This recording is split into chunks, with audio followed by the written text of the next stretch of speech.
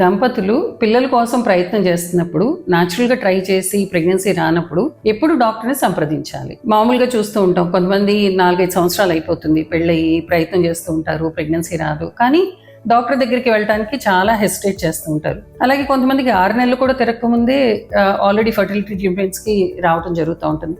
అంటే వాళ్ళ ఫ్యామిలీలో సిస్టర్కో లేకపోతే బ్రదర్కో పిల్లలు లేకపోవటం, ఫ్యామిలీ ప్రెషర్స్ ఎక్కువ అయిపోవటం, దానివల్ల తొందరగా అప్రోచ్ అవటం కూడా జరుగుతుంది.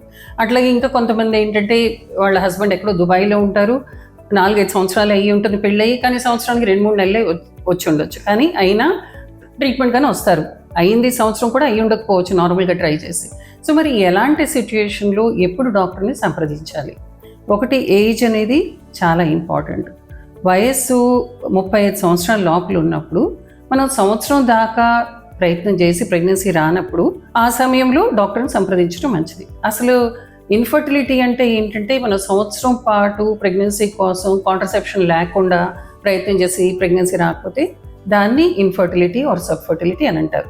సో చిన్న వయసులో వాళ్ళు కూడా సంవత్సరం దాకా ప్రయత్నం చేసినప్పుడు దాదాపుగా 80%కి మొదటి సంవత్సరంలోనే ప్రెగ్నెన్సీ వస్తుంది. తర్వాత అవకాశాలు తగ్గుతాయి. కాబట్టి సంవత్సరం దాటినాక అంతా నార్మల్గా ఉండి కూడా రానప్పుడు డాక్టర్ని కలవటం మంచిది. అదే వయసు 35 దాటినాక సంవత్సరం దాకా వెయిట్ చేయటం మంచిది కాదు. మేబీ ఒక 6 నెలల వరకు ప్రయత్నం చేసి కానప్పుడు తొందరగా అప్రోచ్ అవటం చాలా వరకు ఇంపార్టెంట్. ఇవన్నీ మిగతా అంతా నార్మల్గా ఉన్నప్పుడు.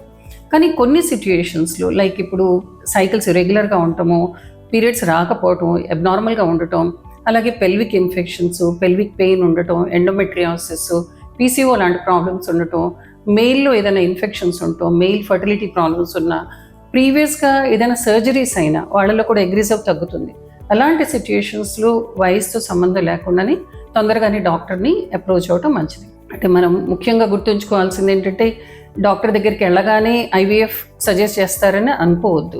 మనం ఎర్లీగా వెళ్ళినా వీలైనంత వరకు బేసిక్ టెస్టులు చేసి సింపుల్ ట్రీట్మెంట్స్లో ప్రెగ్నెన్సీ వస్తుంది అని చాలాసార్లు వెయిట్ చేయడం జరుగుతుంది. ఇవన్నీ కానప్పుడే నెక్స్ట్ ఆల్టర్నేట్ పద్ధతులకి ఆలోచిస్తారు. మరి దానికోసం మనం హెసిటేట్ చేసి టైం డిలే చేసే కొద్దీ తర్వాత మనం ట్రీట్మెంట్స్కి వెళ్ళినప్పుడు ప్రెగ్నెన్సీ అవకాశాలను కూడా తగ్గించుకునే పాసిబిలిటీ ఉంటుంది. మరి టైము, ఏజ్ చాలా ఇంపార్టెంట్. సో మీరు you try to listen to your body and mind and ఆ సిగ్నల్స్ని రిసీవ్ చేసుకోవడానికి ట్రై చేయండి. అండ్ దీనికోసం హెసిటేట్ చేయకుండా డౌట్లు ఉన్నప్పుడు ఎర్లీగానే డాక్టర్స్ని కలవటం మంచిది. సో తొందరగా వెళ్ళారు కాబట్టి ఓవర్గా రియాక్ట్ అయ్యారు అని అనుకోవద్దు. ఎర్లీగా వెళ్ళినప్పుడు మన ప్రెగ్నెన్సీ అవకాశాలను కూడా పెంచుకోవడానికి హెల్ప్ఫుల్గా ఉంటుంది.